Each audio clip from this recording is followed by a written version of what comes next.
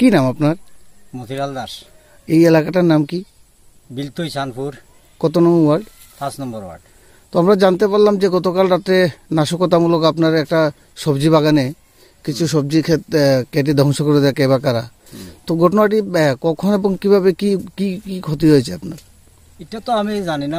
কালকে সন্ধ্যার সময় আমি বিকালে আমাকে বিশ্রাত আইসি, আইয়া দেখলাম বেগুনও পারছি, আমার দেখছি লাউটাও সব ভালো আছে।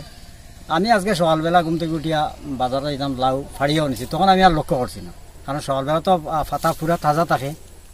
আমি বাজার থেকে আইসি, আইয়া আবার বিশ্রাত আমার ক্ষেত যখন আইতাম, ওখানে আইতে হঠাৎ করে দেখি একটা দূরে থেকে দেখা যায় লত দেখা যায়, ফাতা মরা দেখি আমি বিশ্রাত ঢুকলাম। ঢুকিয়া দেখি প্রথম একটা গাছ দেখছি, আর সাইয়া দেখি কয়েকটা গাছও গাছের একদম দা দিয়া কাটি লিছে। দেখে তোমার মাথা খারাপ। এই ধরনের তো আমরা এলাকাত কোনোদিন করছে না। কি গাছ আছে যেটা কাটছে? কাটছে যে গাছগুলা কি গাছ? ফানিলাও গাছ।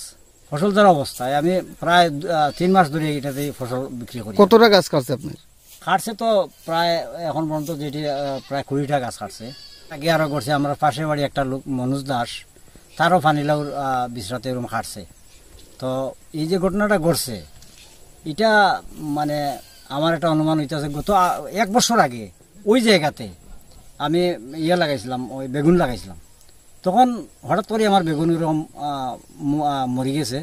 এখন আমি অনুমান করি যে এটা কেউ না কেউ কোনো ধরনের লবণ জল দিয়ে মারছে আমার বেগুনটা।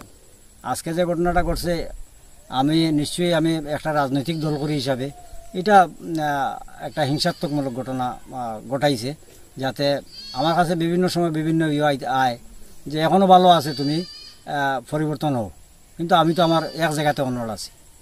এর লাগিয়ে হয়তো আমার একটা অনুমান হয়েছে, এর লাগে হইতেছে। কিন্তু সেবা কারা করছে আমি যদিও দেখছি না, কিন্তু এটা রাজনৈতিক উদ্দেশ্য নিয়ে করছে, এটা একদম 100% আমার অনুমান আর কি। এটা এতে কত টাকার ক্ষয়ক্ষতি হয়েছে আপনার মনে হয়? আমার অনুমান একটা 20,000 টাকার ক্ষতি হয়েছে আমার। এটা তো ফসল বীমার যোজনার আওতায় আমরা নিছে না, এটা আমরা আগে একবার অনেক আগে। আপনি কত বছর যাবত কৃষিক্ষেত করে আসছেন? কৃষি তো আমার জন্মর পরে থেকে, মনে করেন অনুমান আমার বাবা তো প্রায় 100 বছর কৃষি কাজ করিয়া তাই এরপরে বার্ধক্যজনিত কারণে মৃত্যুবরণ করছেন। আমিও কৃষি কাজ করিয়া প্রায় 40 বছর এরকম হইত। এই বর্তমান সরকারের আমলে আপনি কি কি সহায়তা পেয়েছেন কৃষিক্ষেত্রে? কোনো সহায়তা পাইছি না।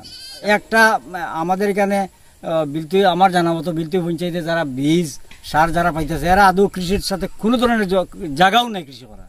তারা পাইতে আছে কৃষি সার বীজ, তারপরে এসআরআই যে ধানের যে যেটা পায় তারা পায়, অন্য কেউ পায় না। এটা বিরোধী দল করা এখন এটি আমাদের উপর এটা চলে।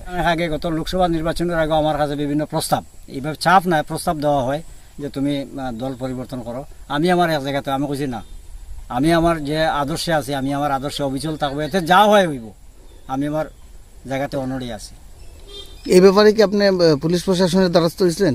না, আমি কোনোদিন দ্বারস্থ হয়েছি না, কারণ বর্তমান সরকারের, ত্রিপুরা সরকার হোক ভারত সরকারের যে অবস্থা, পুলিশ প্রশাসনের কাছে গিয়া তো কোনো লাভ নাই। আমরা দেখি আর বুড়ি বুড়ি ঘটনা, কেউ যদি হেনস্থার শিকার হয় পুলিশের কাছে গেলে কেস নিতেছে না, থানা কোনো ধরনের সাহারা দেন না, সুতরাং কেন গিয়েও তো লাভ নাই। এই কারণে আপনি জাননি। এখন আপনি কি চাইতেছেন? আমি চাইতেছি এটা আমার সঠিক একটা বিচার হোক এবং এটার যাতে আমি উপযুক্ত ইয়েটা পাই আর কি। এই ব্যাপারে আপনার কারোর উপরে কোনো সন্দেহ আছে? না, আমি এইভাবে তো কোনো সন্দেহ করতাম পারি না, কারণ আমার তো জানা মতো কোনো ইয়ে নাই এখন পর্যন্ত।